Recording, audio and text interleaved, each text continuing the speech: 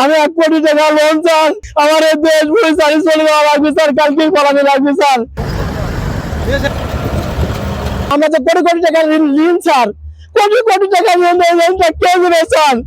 আপনার কাছে অনুরোধ, আমি সরকারের কাছ থেকে এই ব্যবস্থা চাই স্যার। আমি 1 কোটি টাকা লোন স্যার, আমার এই দেশ পরিচালিত চলে যাওয়া লাগবে স্যার, কালকেই পালানো লাগবে স্যার। তাছাড়া তো স্যারের কাছে লোন আছে, তারা ছাড়বে না স্যার আমাকে, তারা তো আমাকে ছাড়বে না স্যার।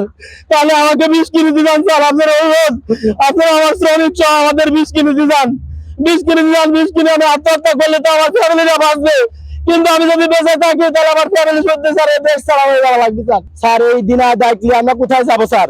আমার এই রাষ্ট্রের কাছে দাবি যে আমাদের এভাবে পুঙ্গ করে দেওয়া হচ্ছে কেন? এদেশে অস্ত্র ব্যবসা, ইয়াবা ব্যবসা, কত খারাপ খারাপ ব্যবসা হচ্ছে।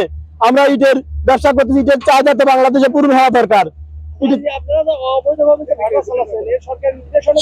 সরকারের নির্দেশনা আমরা মানার চেষ্টা করছি। ভাটা করার সময় বলেছে যে স্কুল থেকে ফাঁকে করা লাগবে, এলাকা থেকে ফাঁকে করা লাগবে, আমরা সেটা করছি স্যার।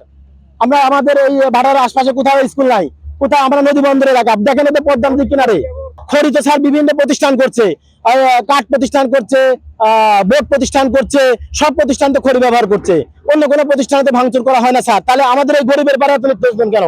যেখানে লক্ষ লক্ষ শ্রমিক কাজ করে, এই ভাটা ব্যবসার সাথে লক্ষ লক্ষ শ্রমিক জড়িত, এই শ্রমিকদের বিকার করে দিয়ে এরা কি করবে স্যার? এরা কি চুরি করবে, রাজধানী করবে, না অস্ত্র ব্যবসা করবে? আপনারা যে পরিবেশ করলেন তাতে এই শ্রমিকগুলো বাধ্য হয়ে কি করবে? হয় রাজধানী করবে, না অস্ত্র ব্যবসা করবে, না ইয়াবা ব্যবসা করবে স্যার। কুষ্টিয়া জেলাতে রয়েছে অসংখ্য অবৈধ ইটভাটা। পরিবেশ অধিদপ্তরের তথ্য মতে জেলা জুড়ে রয়েছে 213টি ইটভাটা, যার মধ্যে অবৈধ রয়েছে 196টি। দর্শক, এই মুহূর্তে আমরা রয়েছি কুষ্টিয়া কুমারখালী উপজেলার চর সাদিপুরে। যে এখানে একটি ইটভাটাতে এসে বিপুল পরিমাণে খড়ি পেয়েছে, যেগুলো আসলে পরিবেশের ভারসাম্যকে ব্যাহত করে এবং পরিবেশটাকে নষ্ট করে।